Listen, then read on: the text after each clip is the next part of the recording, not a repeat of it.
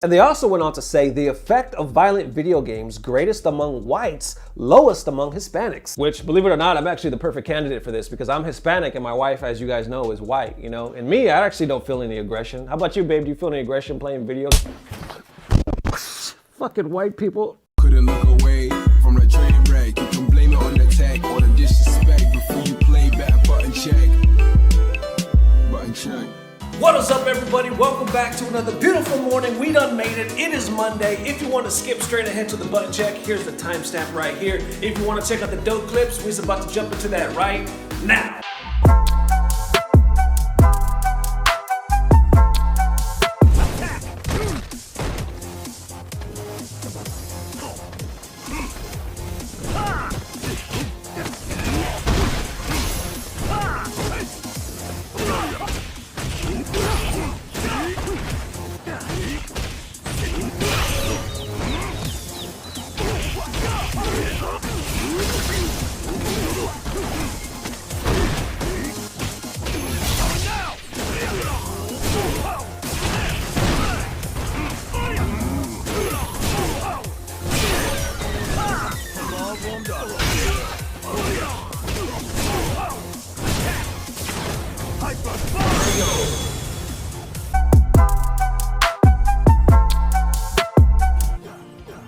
Look.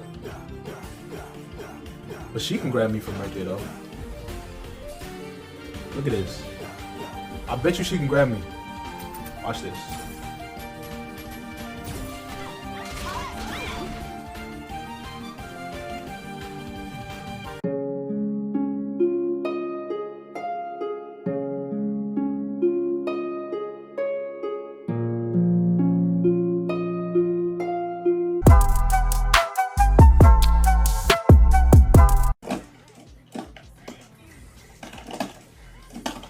Stupid. He's gotta teleport soon, right? Stupid.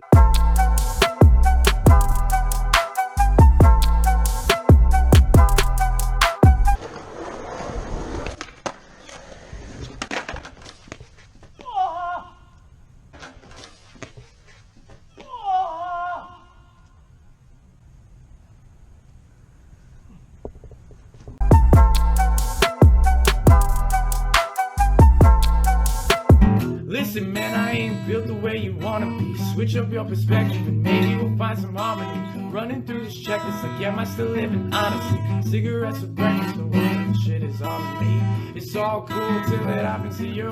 Bending corners around the studio, say what's up to my dude. I ain't trying to cop a boost, I'm just trying to get through. You ain't fucking with my moves unless you know what you do.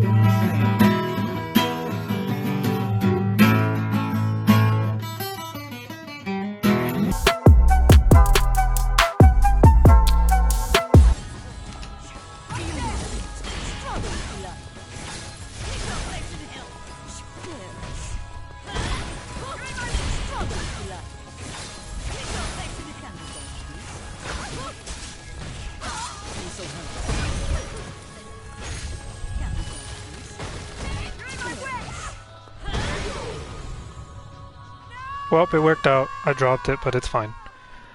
You win.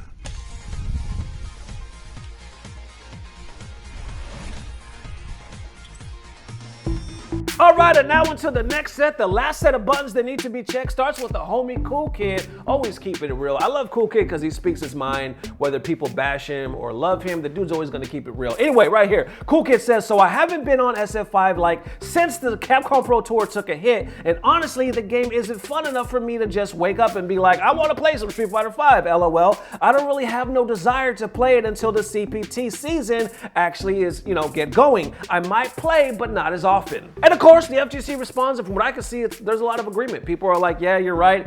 The online is still trash. It's not really working for me. It's just not that fun. So if we don't have like big motivation behind it as far as like our livelihood, paying our bills, being sponsored, this is like actual job for some people, then what's the point? Because a lot of the motivation was it being an actual career. So of course, people continue on with this train of thought saying it's just not the game that it used to be. Now, I know what a lot of you you were thinking right now, you're thinking a couple of things. One, you're thinking like, wait a minute, for the money, there's no money in Street Fighter V because only like 0.01% actually get any money in Street Fighter V. So if it's not fun, why are you even playing it? Because there's not really going to be no money in the first place. But when you take and consider that these are actually pros, not everybody, but some of these guys are actually pros, and some of them are sponsored, have been sponsored. So yeah, I think the argument of actually potentially getting money is, you know, a little bit more validated for them because they've done it before. And with that being said, here comes the other argument. This is probably what you're thinking. Well,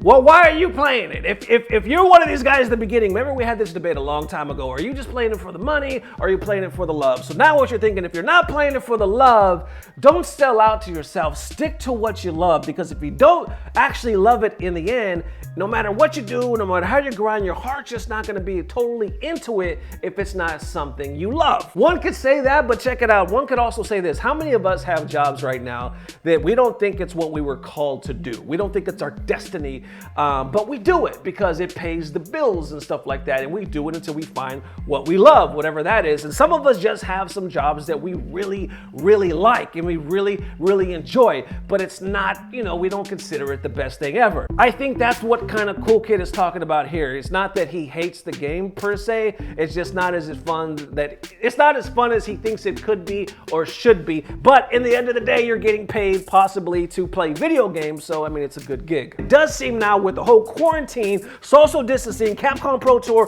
all these things getting canceled, it seems like the Street Fighter V players are now coming to the surface with the true emotions. Like, if you were really in it for money, you was about to fade away, because guess what, 2020, at least up until now, there is no money in Street Fighter V. It's like little online tournaments here and there. If you were in it for the love or for the passion, I'm not gonna just sit here in front and say Street Fighter V is a horrible game, because I have seen people on the other side that still enjoy it. Some even say their connections and whatnot got, you know, if I could talk, got better. So there's always, like I said, two sides to the story. And if you're one of those that feel like it is a fun game and you love it, of course, you're gonna stick around. And I think another interesting thing to point out, I mean, with everything getting that much closer to EVO's usually like what, end of July, beginning of August.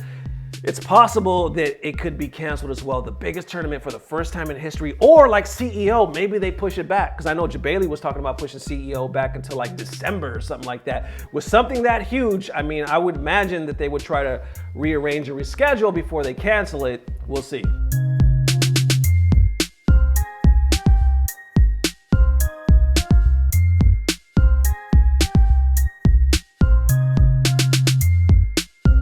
There it is once again. I know this video is kind of cutting back and forth, but anyway, thank you guys for watching. Thank you for all the love. We'll see you bright and early Wednesday. That's right, we're gonna skip Tuesday. I'll make it up to y'all, but we'll see you Wednesday.